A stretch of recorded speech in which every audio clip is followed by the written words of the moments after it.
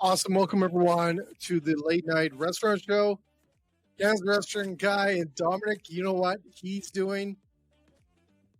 I don't know if I want to tell you what he's doing, folks. You know, everyone's like loves Dominic, and everyone thinks he's the rock star, which he is a rock star. He's out at the National Banjo Festival. I think it's in Moncton, New Brunswick. And he's out there. He plays the banjo, and big banjo guy. You know, he grew up playing the banjo. He's huge at the banjo, and you know what? He's gonna miss a great show. So, anyways, we got a great show tonight. You're gonna be watching this. We pre-record this, so I'm gonna tell you that, and then you're like, "Ah, no."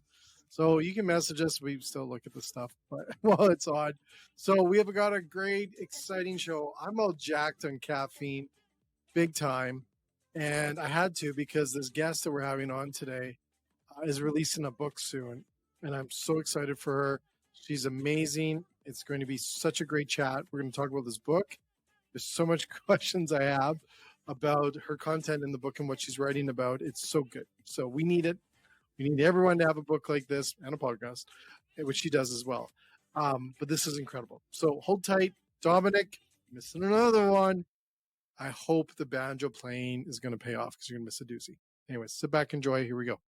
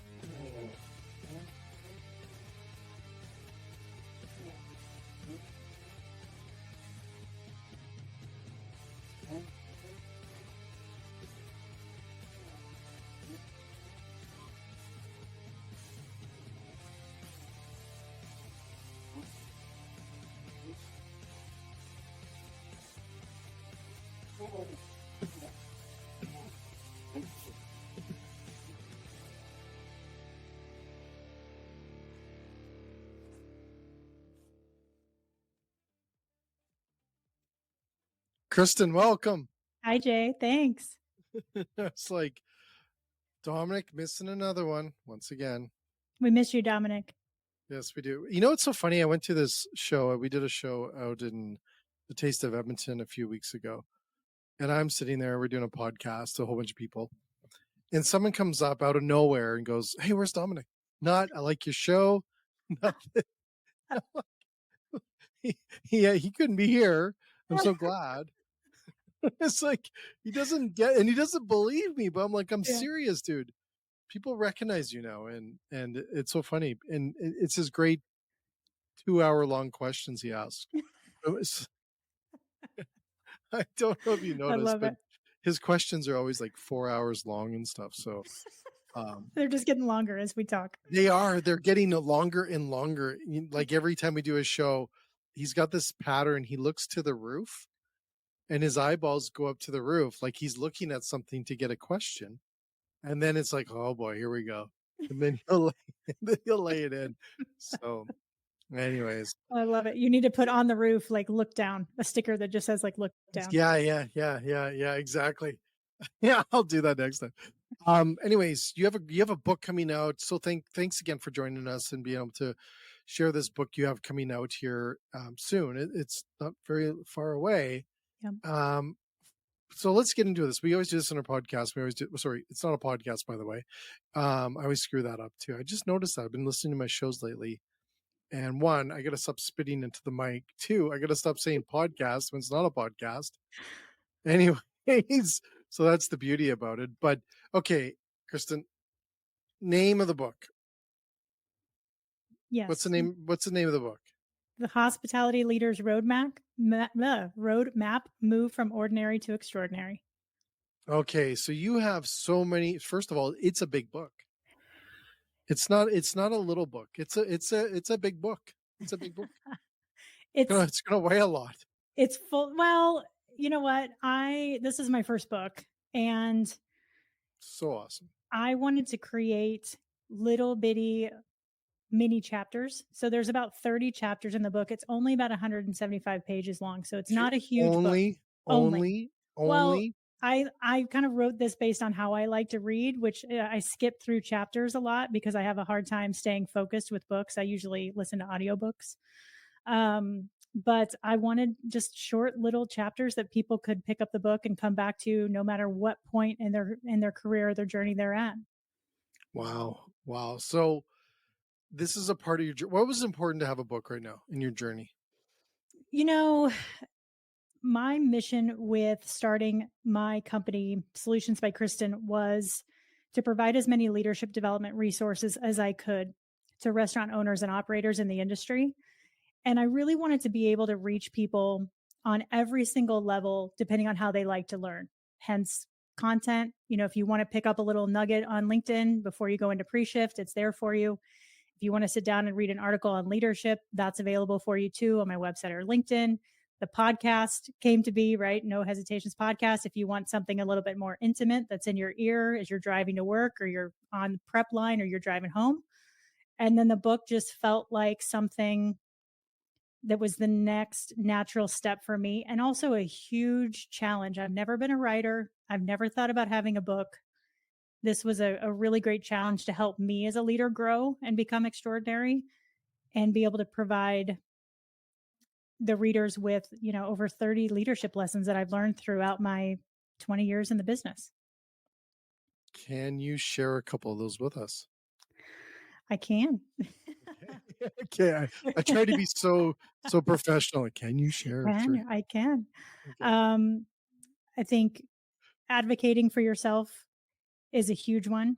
There were, I think advocating for myself really helped me get to the next level, helped me go from being a line cook at 15 all the way to managing partner at 30. It helped me move from assistant general manager to general manager. It helped me move from general manager to regional. It helped me move from GM to managing partner. And when I put my hand up and I made my goals really clear and I asked those around me what I needed to do to improve and to move up, I got direction and I got what I needed. And those tough moments where I chose not to put my hand up and talk about what I needed, it burnt me in the ass. Okay. But it had to help. It burnt, but it helped, didn't it? There's lessons that I learned from Okay. you learn lessons from the mistakes that you make, right? Of things that I would have done differently and Mhm. lessons that I've now taken into my, journey as an entrepreneur. And being an entrepreneur is all about advocating for yourself, right? Every single day. So, yeah, I've learned a lot from that. Is it so what do you want people to take away from this when they read this? I want people to know that they can come back to this book at any point in their career, know that they are not alone in their journey. I talk about the successes of how I became successful in my career as a restaurant leader, but I also talk about burnout and I talk about covering up stress with alcohol. And I talk about the path to becoming mentally fit. And so, no matter where you are in your journey, there's something in this book for you that you can hopefully relate to, get some perspective on, and learn what to do and oftentimes what not to do as well. How We've got a lot of questions. Dominic could be looking at the roof. I'm looking at the roof now too. So I'm like, oh boy. There you go, Dom. Um, how many people are like, how bad is the industry when we talk about burnout, when we relate back to burnout? Is there a lot of people burnt out right now? Yes, there are more people burnt out than are talking about it. And, a lot of people left the industry, right? 6 million people left the industry when the pandemic hit. And a lot of those people haven't come back. And we're seeing this huge shift of new talent coming into the industry, which is putting so much pressure on the operators. And so the operators right now are really the ones that are burnt out and are having a really hard time because they're picking up more shifts in their business because than they ever have before. And it's a good thing because it's really showing them where the gaps in their business are, but it's also stressful because they realize what they need to put into place, and they also realize that they don't have the resources to do it, or they're behind. Kristen, did you think that there is going to be an end to that? Like, is this the new norm, or are we going to see this turn around? We're going to see it turn around as this workforce continues to get more seasoned and more Mm. experienced, but that's assuming that they stay in the industry. And we don't have So, another pandemic.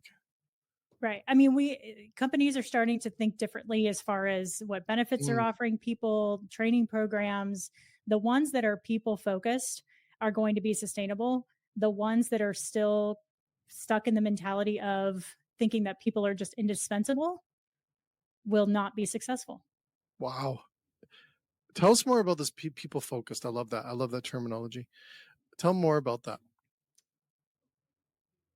You can't have a restaurant without people, right? If you have happy staff, you're going to have happy guests. And that all starts with the top. There's got to be a balance between taking care of your people and having systems to run a really smart business. And there's we're talking about, you and I were talking about it before, and Chow, an organization I'm on the board of, where we're supporting the restaurant industry through mental health resources. People are talking about mental health more than they ever have been. Hmm. Generation Z is coming through the restaurant industry asking for more money, setting boundaries around how much they'll work. They don't want to work more than 40 hours a week. They want days off. They don't want to be bothered. They don't want to take work home from them or work home with them. And they are really starting to shift what the industry is going to look like. And if owners don't listen to that, it's going to be really detrimental. So this is great because I find the shift, because I always say this is a lot of this generation, because I get to work with this generation quite a bit. And I always say is I think they have it right. Yeah. I think they have it right. And a lot of people kind of maybe paint them that they don't want to work hard or they don't want to do this. Like you hear all these different things people try to, add some sort of brand or some sort of label to them. And I find it, and I sit back, I'm like, I think they're doing it right because they're looking for that balance in a sense. Yep. And I find a lot of us from the old school mentality was just suck it up. Yeah.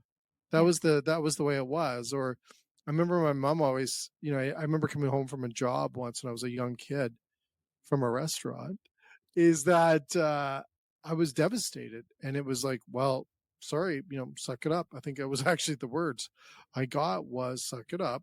Um, we all have bad bosses or we all have a bad time. Just live with it. And today you look at people going, no, I'm not going to deal with that anymore.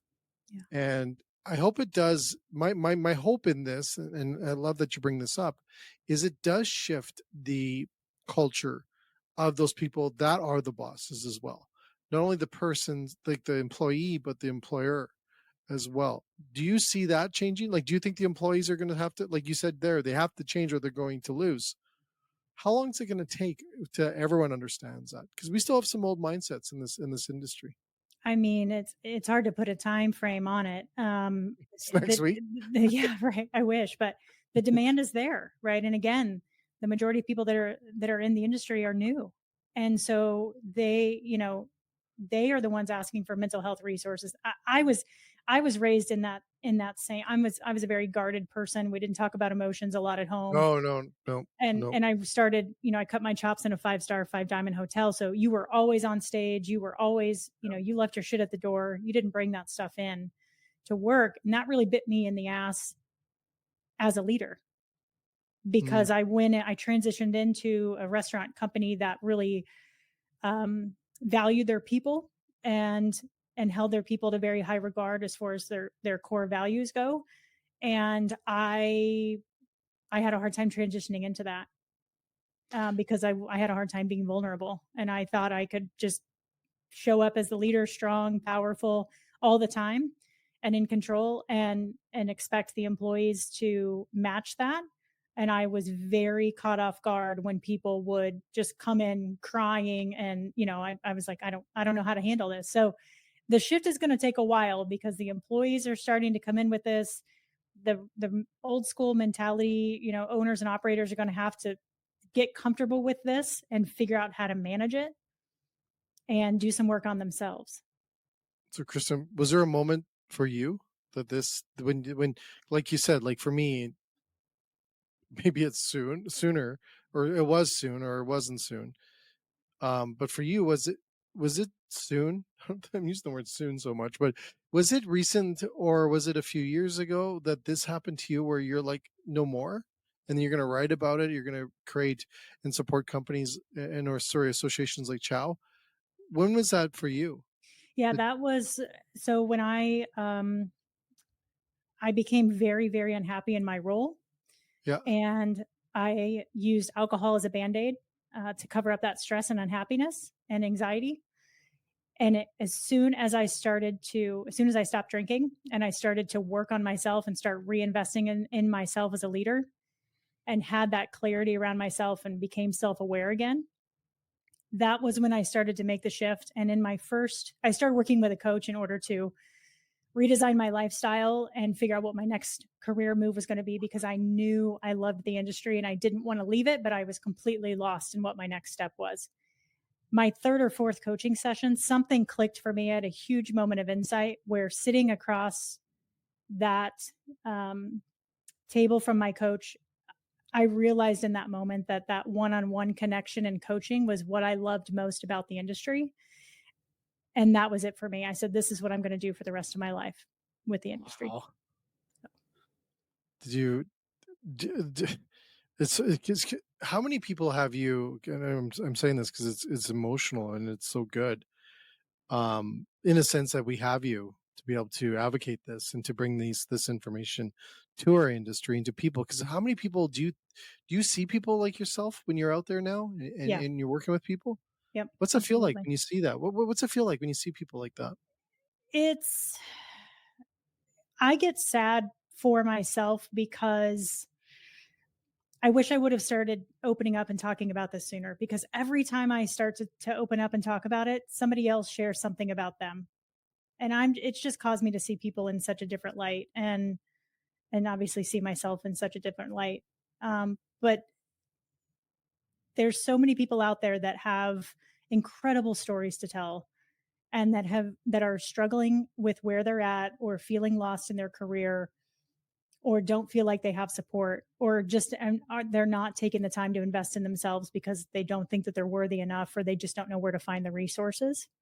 Mm-hmm. Um, and I'm excited about the future, seeing all of us on LinkedIn and the great work that our community is doing. There's so many wonderful resources out there. We're just getting started. So I'm super excited about where we're going with this. I'm with you. I feel I call it the transition stage. Like we're paving roads. Like you're Yeah. paving a road. Some of the other people that were connected on LinkedIn, they're paving roads as well. And the best part about it is it's all positive. It's all Yeah. things that they're doing to make it better for our industry and for others. So they don't have to go through those lessons that we had to learn and to deal with those things. That's why I'm so excited about the future of our industry. And I know that we're going to have like robotics and AI and all those things, but we're going to have people there that are enjoying what they're doing and not have to go through like the challenges of drinking.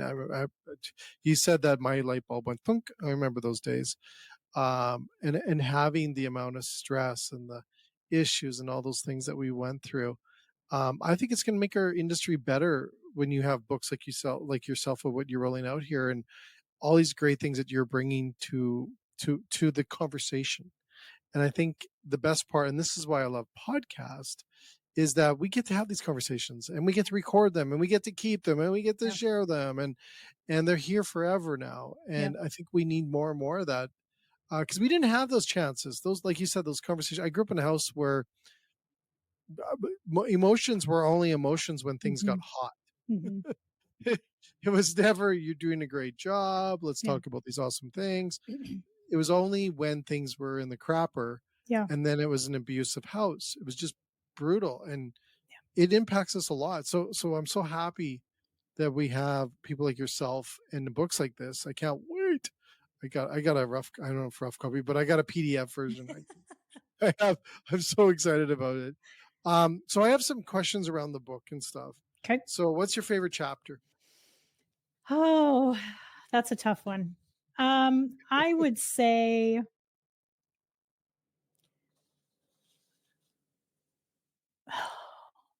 Oh, I never had that question yet. I haven't, no. My favorite chapter. I've got a couple. I will say I love being able to celebrate moments like, my journey in fine dining and the discovery phase of falling in love with wine, studying mixology, studying fine dining, hosting Jacques Pepin's 60th birthday party, getting to meet Anthony Bourdain when he came to record at the restaurant. I mean, I've had some incredible opportunities because of this industry. So I don't know that I can pick one. There's some really fun things sprinkled in throughout. What was one of the ones that you find was the most challenging to write? It was the one that you're like, man, I can't get through this one, or it's taking a little longer than the rest. Yeah, I'm gonna find the number here. There's a I've got lot. It's a big book. I know. I'm like, It's why a did I do big this to book. myself? It's a big book. Chapter 25, I think I talk about an unhealthy approach to leadership, and that comes from it's twofold. It's the unhealthy approach that I took to the leader at the time, and the approach that leader took as well. It was a incredibly toxic relationship, and one that I didn't advocate for myself in, and I stayed in for way too long, and I really let my confidence deteriorate. Started drinking heavier, more heavily, and lost who I was and stopped developing myself. I started to lean on the company that I was working for, thinking that KPIs were leadership development because we were rapidly Wow. growing from 6 to 48 restaurants over a 7-year period. So that going back through that chapter and writing that story out gave me a chance to process some of that anger that I was feeling. Mm-hmm. There were many times, even through the editing process, I started to cry at that chapter. I told that chapter to go fuck itself. I had to walk away from it. I came back. It was very emotional, but Wow. and that was part of writing the book too. Like I wanted to let go and move on from some of this stuff and accept, take responsibility for some of the mistakes that I made and just move on. It's hard sometimes to Yeah. bring those stories back up, right? Yeah. And to talk about those stories. I I I feel, and I know this is probably the worst analogy, and Dominic would shake his head if he was here. I feel like you're like the rock stars that we see in the world today. This industry, the people like yourself that have been through that rock star lifestyle. Because when I worked in restaurants, I always say to people, I feel like I lived like a rock star. Drugs, alcohol, sex, everything else in under that umbrella. Late nights, partying, drinking, not caring. We almost sound like rock stars, Yeah. right? And then you hear today rock stars are like, no, I eat a healthy lunch and I do all this exercise. I do yoga before I get on stage, and I do all these things. It's like that's not what it was through the 80s and 90s.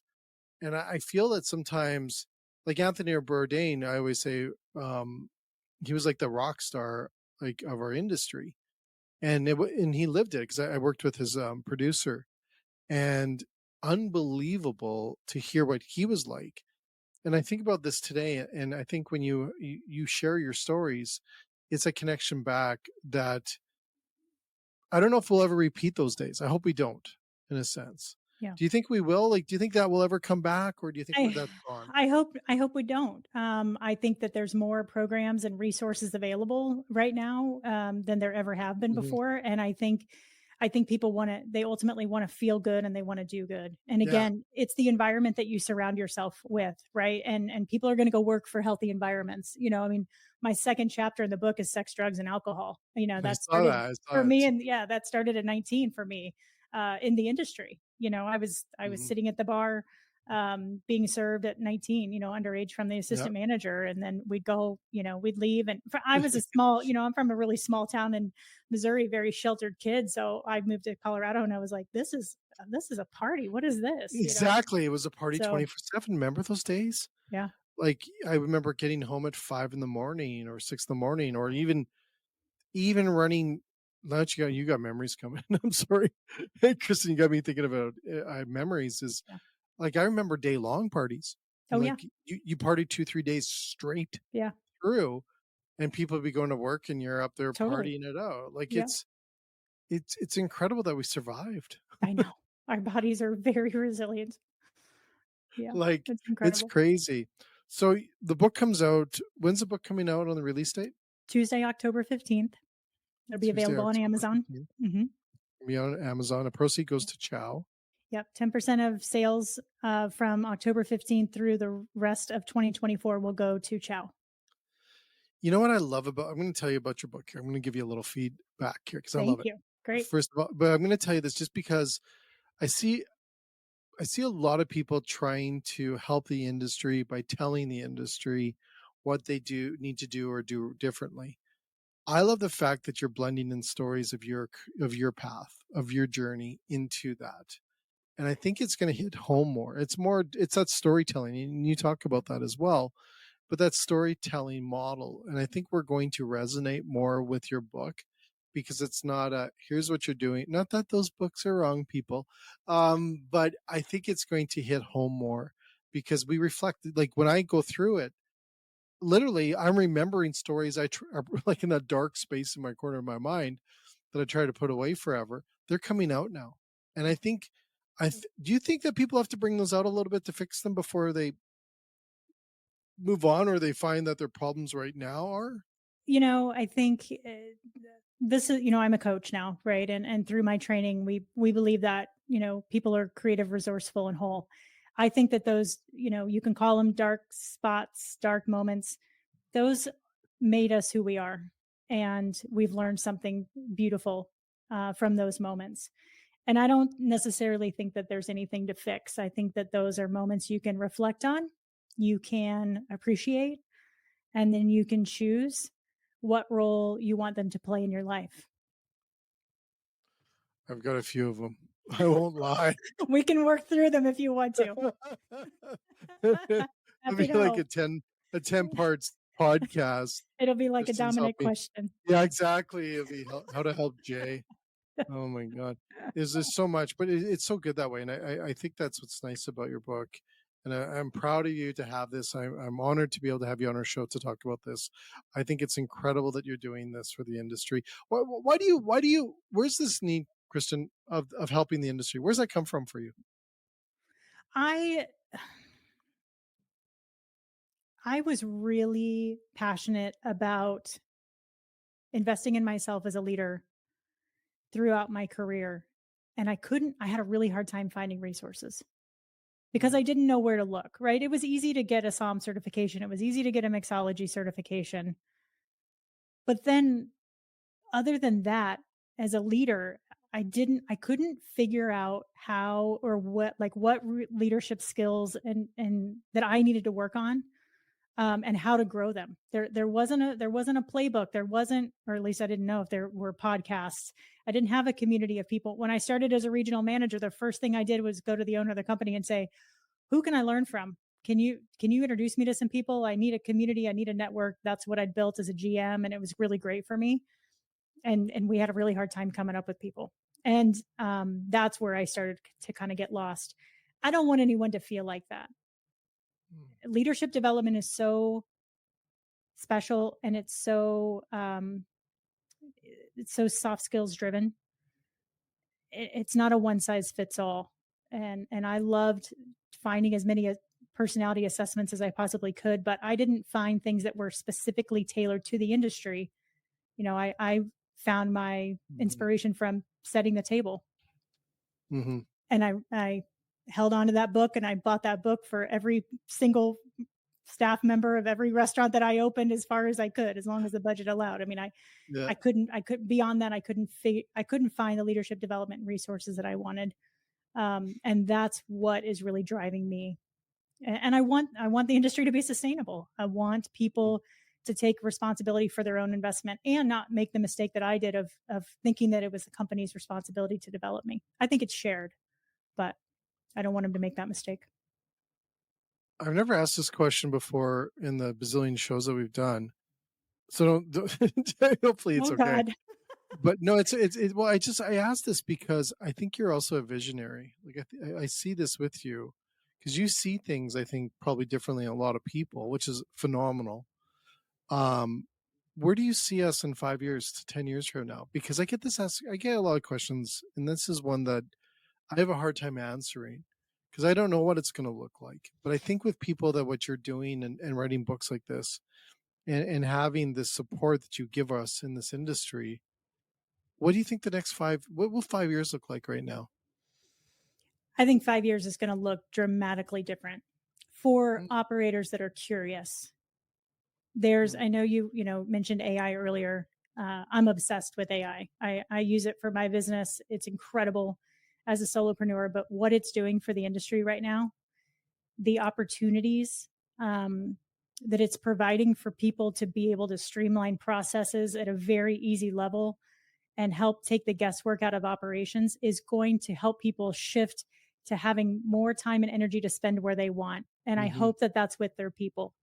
And it's going to, AI and these tools and resources are just going to give them the energy to be more innovative. Yeah, And be more creative with the events that they're doing and community collaborations. And I just think the sky's the limit. And I think that the ones that embrace that and just clear that shit out of the way and streamline those processes that they aren't strong at and that they don't yeah. want to spend time on, it's going to open a lot of doors for them. I'm hoping it gives us more time to work on the leadership Yeah. that we need to have, and I hope it gives us more time to work on to pay more attention to our staff or to our employees Mm-hmm. than worrying about creating a PowerPoint or recipe. All these things, it takes time. Yeah. That doesn't really allow us to allocate that time to our people, and I hope that's I hope that's the transit. That's the trade off, right? Bring AI to make ourselves and our industry run better and faster, smoother, and everything else. I hope it gives us more time to have time to read books like yours, listen to podcasts, become better leaders, take leadership courses, coaches. I'm so happy you're a coach. And I think it's so important. I think we have a rule of thumb. Me and Dominic say everyone needs a podcast, and now we believe everyone needs a coach. And I think the world the way it is, you need Dominic's my coach. I always call him and I say coaching opportunity, and he laughs, and I'm like, he has saved my bacon. I bet you a million times because of him going, you're not doing that. No, you're not. I'm like, Yeah. come on, nope, no, you're not. And I don't know who else to, because you don't want to do that at work for some reason. You want to be able to have that person that's outside of the workplace that you can have a frank chat with, but also to provide a different perspective. Because if you ask someone in there, like people will tell other people and all this other stuff, but Yeah. it's incredible. So I'm with you on that 5 years. I think it's going to be interesting. I'm not sure what Yeah. we look. Yeah. And I really hope that owners and operators are spending more time on the floor and in, working shifts because they want to, and they're doing it side by side. Right now, a lot of them have to right now. And Yeah, so their hand is forced, right? Which is never how you want to be. But a lot of the leaders that I work with too, I think there's this misconception that leadership development is this huge, grandiose thing. Oh my gosh, where do I start? I don't even know. What if I take them in the wrong direction? What do they need? And yeah. that's what I love strategizing with my clients about. It's like, it's just one tiny step, just a couple minutes with each employee, throughout the course of the week. It's just ongoing and it's nurturing and it's a beautiful space to be in, but it doesn't take a lot of time and energy because once you start developing people and empowering people, they fly. Do you find that people are very cautious of those steps today?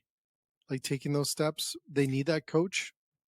Some some restaurant owners are afraid to give up control. I heard that the other day too. Yep. And once they create I've got a client, I'll tell you a story.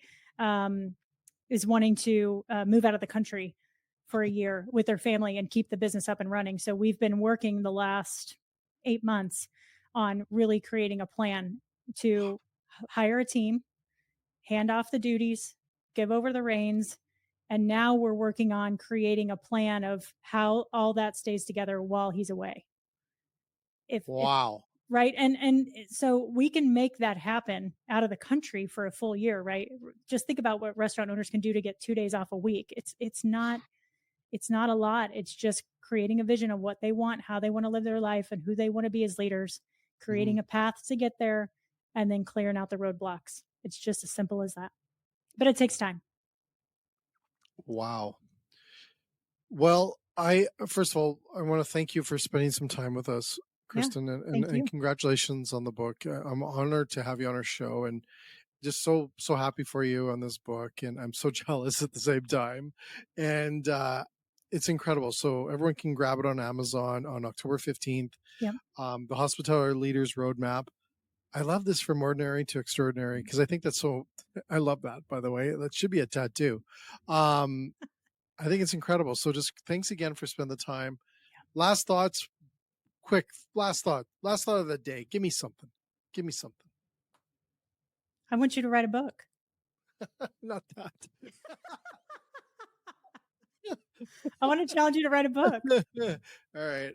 Okay. Well, like I will. said, I will. Like I said, what I love about this book is that you can come back to it at any point in your career. If you're an AGM, if you're a GM, if you're a regional, if you're a managing partner, if you're feeling burnout, if you want to figure out a way to get out of that, there's something here for you.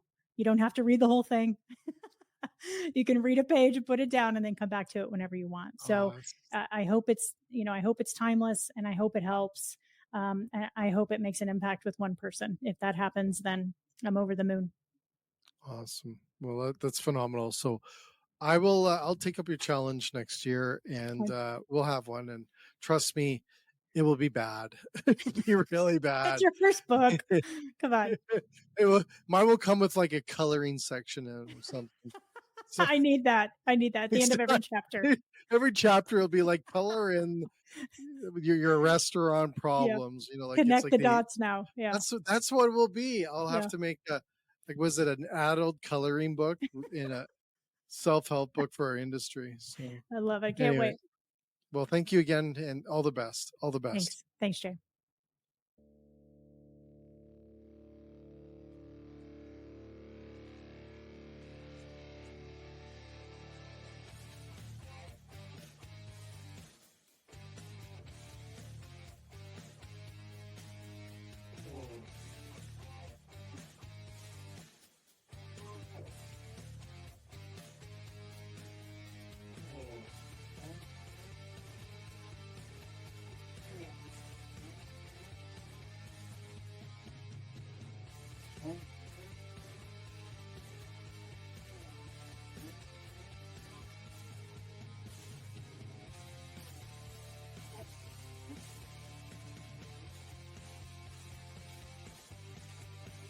Thank you.